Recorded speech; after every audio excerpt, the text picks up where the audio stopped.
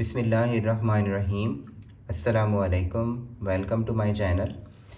Student, आज का एक टॉपिक हम डिस्कस करेंगे जिसका नाम है रॉन्स्कियन।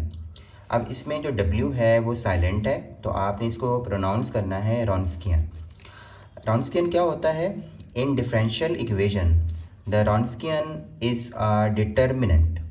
यानी कि जब डिफरेंशियल इक्वेशन के अंदर इसको एज अ हम डिटर्मिनेंट के तौर पर यूज़ करेंगे, use to check whether the set of the function is linearly independent or linearly dependent. यानी कि ये एक डिटर्मिनेंट होगा और इस डिटर्मिनेंट का पर्पज़ ये होगा कि ये दो चीज़ों को चेक करेगा कि क्या फंक्शन हमारा लीनियरली इंडिपेंडेंट है या लीनियरली डिपेंडेंट है। तो ये फंक्शन आएंगे कहाँ से? तो स्टूडेंट, इसके हवाले से थोड़ी सी मैं बात कर देता हूँ।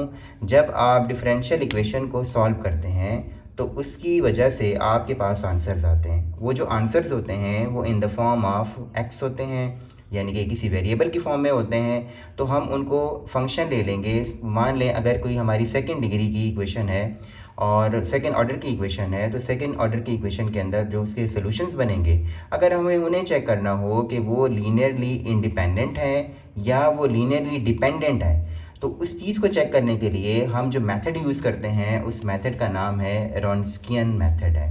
तो स्टूडेंट, इसकी मज़ीद हम एक्सप्लेनेशन करते हैं।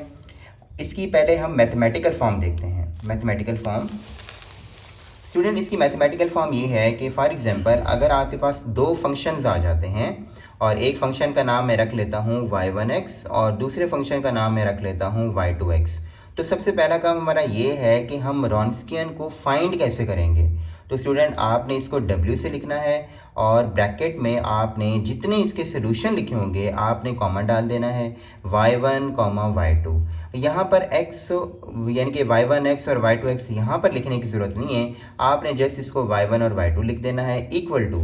तो स्टूडेंट, ये 2/2 का डिटर्मिनेंट हो जाएगा जिसकी पहली रो में ये सोल्यूशन आ जाएंगे y1 एंड y2 और जो दूसरी रो होगी इनके डेरिवेटिव आ जाएंगे, यानी कि y1 का डेरिवेटिव y1 प्राइम हो जाएगा और y2 का डेरिवेटिव y2 प्राइम हो जाएगा। स्टूडेंट, ये 2/2 का डिटर्मिनेंट है, तो आपको पता है इसको कैसे हल किया जाता है कि हम y1 को y2 प्राइम से मल्टीप्लाई करा देंगे, फिर दरमियान में हम माइनस साइन लगा देंगे, फिर उसके बाद हम y2 को y1 प्राइम से मल्टीप्लाई करा देंगे।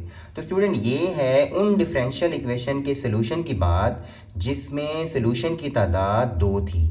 लेकिन अगर स्टूडेंट एक ऐसी इक्वेशन जिसके सोल्यूशन 2 नहीं बल्कि 3 हो जाते हैं, तो स्टूडेंट उसके लिए फिर हम किस तरह से इसका रॉन्स्कियन चेक करेंगे। तो स्टूडेंट, उसके लिए हमने 3 के लिए भी एक रॉन्स्कियन बनाया हुआ है। तो वो किस तरह से फाइंड होगा? अगर सोल्यूशन हमारे या फंक्शन हमारे 3 हो जाते हैं y1x, y2x एंड y3x, तो स्टूडेंट इसका रॉन्स्कियन जो होगा वो कुछ इस तरह से लिखा जाएगा कि जो फर्स्ट रो होगी उसमें y1, y2, y3 फंक्शंस आ जाएंगे, सेकेंड रो में इनके फर्स्ट डेरिवेटिव्स आ जाएंगे और सेकेंड रो में इसके सेकेंड डेरिवेटिव्स आ जाएंगे और फिर इसको फाइंड किया जाएगा। स्टूडेंट्स, अब हम रॉन्स्कियन के दो इम्पॉर्टेंट रिजल्ट्स के ऊपर बात करेंगे जिसकी ऊपर इसकी डेफिनेशन भी बेस करती है। तो देखें, जब हम रॉन्स्कियन को फाइंड करेंगे तो फाइंड करने के बाद हमारे पास एक पॉसिबिलिटी ये है कि रॉन्स्कियन का आंसर 0 आ जाता है। तो स्टूडेंट, जब रॉन्स्कियन का आंसर 0 आ जाएगा तो हमने उन y1 और y2 जो हमारे फंक्शन थे, जो हमारे सोल्यूशन थे, उनके बारे में हमने क्या कमेंट देना है? हमें कहना है कि ये दो सोल्यूशंस जो थे ना, ये लीनियरली डिपेंडेंट हैं या अगर ये लीनियरली डिपेंडेंट फंक्शंस हैं। इसी तरह से स्टूडेंट, अगर 0 आंसर नहीं आता, अगर हमारा आंसर नॉन ज़ीरो आता है, तो फिर आप इसका आंसर किस तरह से करेंगे, किस तरह से इसको रिप्लाई देंगे? तो स्टूडेंट, इसके लिए हम फिर उन दो फंक्शंस के बारे में बोलेंगे कि y1 और y2 हमारे लीनियरली इंडिपेंडेंट फंक्शंस हैं। स्टूडेंट, इसके लिए यहाँ से मैंने कुछ क्वेश्चंस आपके सामने लिखे हुए हैं, वो आपको मैं यहाँ पे दिखा देता हूँ। तो स्टूडेंट, इसका सवाल पेपर में कैसे आएगा, कैसे पूछा जा सकता है आपसे? तो इसका सवाल स्टूडेंट इस तरह से पूछा जाएगा कि आपने पहले तो फाइंड करना है रॉन्स्कियन और उसके बाद फिर आपने चेक करना है कि फंक्शन हमारे लीनियरली इंडिपेंडेंट हैं या लीनियरली डिपेंडेंट हैं। तो स्टूडेंट, इस पर मैंने 4 जो क्वेश्चंस हैं वो बनाए हुए हैं, तो इसमें से मैं 2 आपको सॉल्व करवाता हूं और 2 फिर आपने खुद से सॉल्व करने हैं और फिर मुझे कमेंट बॉक्स में बताना है आपने। स्टूडेंट सोल्यूशन नंबर 1 की बात करते हैं। सोल्यूशन नंबर 1 में लिखा हुआ है y1 of x is equal to e raise to the power x और y2 of x is equal to 5 e raise to the power x है। इसकी हमें दो चीज़ें फाइंड करनी है। पहली चीज़ फाइंड करनी है कि रॉन्स्कियन कितना होगा, और दूसरा हमने उस बेस पर रिजल्ट बताना है कि ये लीनियरली डिपेंडेंट होगा या लीनियरली इंडिपेंडेंट होगा। तो स्टूडेंट इसके लिए सबसे पहले आप अगर फार्मूला जिस तरह से मैंने आपको पहले बताया है, तो पहले हम इसका डेरिवेटिव ले लेते हैं। तो y1 ऑफ x का प्राइम अगर लिया जाए तो e raise to the power x का डेरिवेटिव क्या होता है student, e raise to the power x ही होता है। और इसी तरह से स्टूडेंट y2 ऑफ x जो है, अगर इसका मैं डेरिवेटिव लूँ तो इसका डेरिवेटिव भी कितना आएगा, 5 पहले लिखा हुआ है वो तो एज ए कांस्टेंट के तौर पर यूज़ होगा, और बाकी e की पावर x का जो डेरिवेटिव है वो भी क्या आएगा, e की पावर x ही आएगा।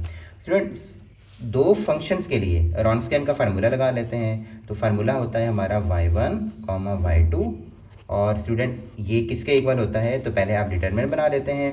इसमें आप लिखेंगे y1, यहाँ पे लिखेंगे आप y2।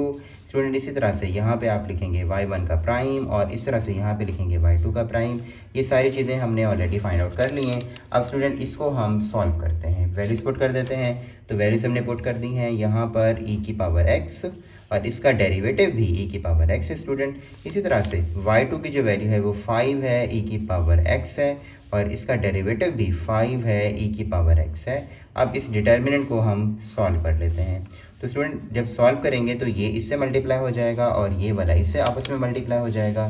तो स्टूडेंट जब आप e की पावर x को 5 e की पावर x से मल्टीप्लाई करा देंगे, यानी कि e की power x multiply with 5 e की पावर x, माइनस साइन दरमियान में लगाएंगे, और इसी तरह से स्टूडेंट आप क्या करेंगे, 5 e की पावर x को मल्टीप्लाई करा देंगे आप e की पावर x से।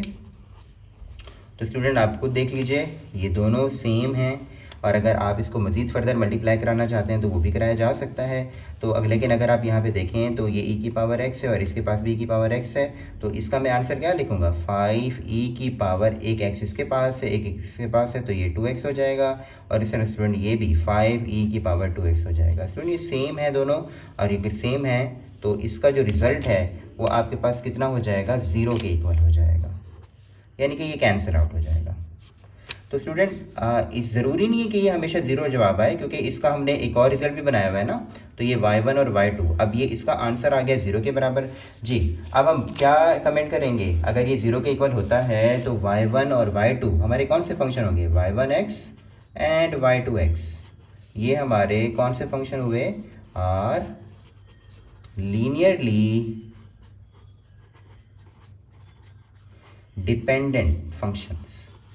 ये कौन से स्टूडेंट बन गए, लीनियरली डिपेंडेंट फंक्शंस बन गए हमारे लिए।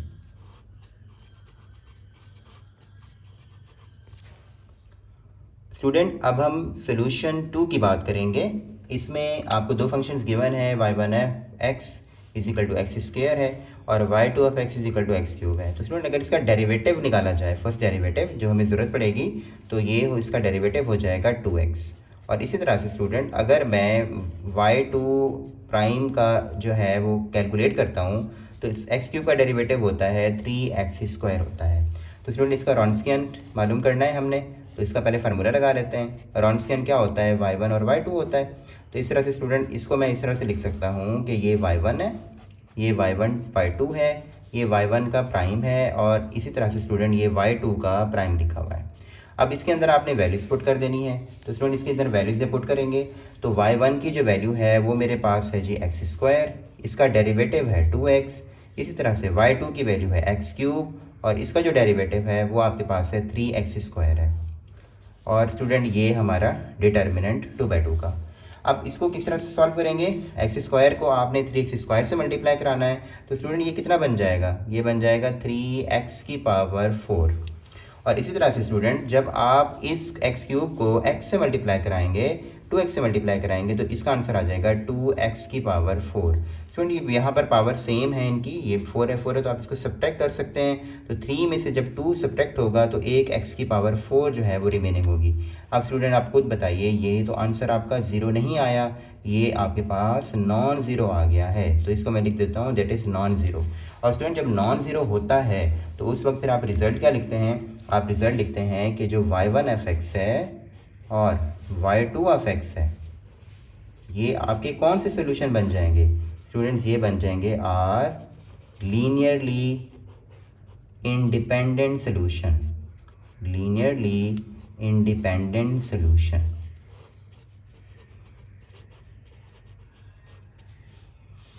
या फंक्शंस।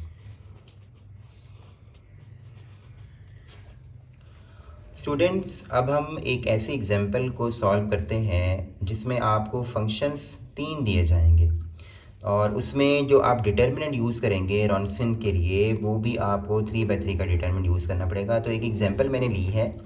आपके पास इस तरह का सवाल आ सकता है कि चेक वेदर द फंक्शंस, ये एक फंक्शन दिया हुआ है y1 e⁻x, y2 e⁻2x और y3 दिया हुआ है 2e⁻x दिया हुआ है, आर लीनियरली डिपेंडेंट और इंडिपेंडेंट। तो स्टूडेंट ये 3 फंक्शंस हैं, हमने y1 लिखा, y2 की वैल्यू भी लिख दी और y3 की वैल्यू भी लिख दी। स्टूडेंट y1 e⁻x है, इसका पहला डेरिवेटिव जो होगा वो e⁻x ही होगा। और स्टूडेंट जब हम इसका सेकंड डेरिवेटिव लेंगे तो वो भी e⁻x ही होगा। स्टूडेंट e⁻2x का जो पहला डेरिवेटिव है 2 जो है, अगर आप e⁻2x का डेरिवेटिव लेते हैं तो 2x को आपको फर्दर डेरिवेट करना पड़ता है जिसकी बेस पर आपका 2 शुरू में आ जाएगा। तो इसको मैंने डायरेक्ट लिख दिया है और ये डेरिवेटिव इतना आसान सा है। उसके बाद जब हम इसका सेकंड डेरिवेटिव लेंगे तो ये 2 और एक और इजाफी 2 भी हमें मिल जाएगा, तो 2 और 2 ये 4 हो जाएंगे और e⁻ कितने हो जाएगा 2x हो जाएगा। इसी तरह से स्टूडेंट अगर 2e⁻x है, इसका डेरिवेटिव है तो 2e⁻x का डेरिवेटिव सेकंड वाला भी यही होगा, फर्स्ट वाला भी यही होगा और सेकंड वाला भी इस तरह स्टूडेंट यही होगा। स्टूडेंट याद रखिएगा डिटर्मिनेंट हमने कैसे किया था कि जो हमारा 3/3 का डिटर्मिनेंट था उसमें हमने फर्स्ट रो में फर्स्ट फंक्शंस, सेकेंड रो में पहला फंक्शन, दूसरा फंक्शन, तीसरा फंक्शन पहली रो में, उसके बाद उनके पहले डेरिवेटिव दूसरी रो में और उनके सेकेंड डेरिवेटिव तीसरी रो में हमने प्लेस करने थे। तो स्टूडेंट इसी तरीके से मैंने इस पैटर्न को यूज़ करते हुए पहले मैंने फंक्शन लिखा पहली लाइन के अंदर, उसके बाद उनके फर्स्ट डेरिवेटिव्स लिखे और उसके बाद स्टूडेंट उनके सेकेंड डेरिवेटिव्स लिखे। स्टूडेंट अगर आप गौर करें कॉलम 1 के ऊपर और कॉलम 3 के ऊपर तो स्टूडेंट इसमें से कॉमन आ रहा है, तो मैं यहाँ पे लिख दूंगा कि taking common from C1 and C3। तो स्टूडेंट जब मैं कॉमन लूँगा तो मुझे C1 से जो कॉलम मिलेगा वो मिलेगा e⁻x और C3 से जो मुझे कॉमन मिलेगा वो 2e⁻x कॉमन मिलेगा। तो स्टूडेंट जब मैं कॉमन लूँगा तो ये कॉलम और ये वाला कॉलम ये दोनों जो हैं आपके पास 1 आ जाएंगे।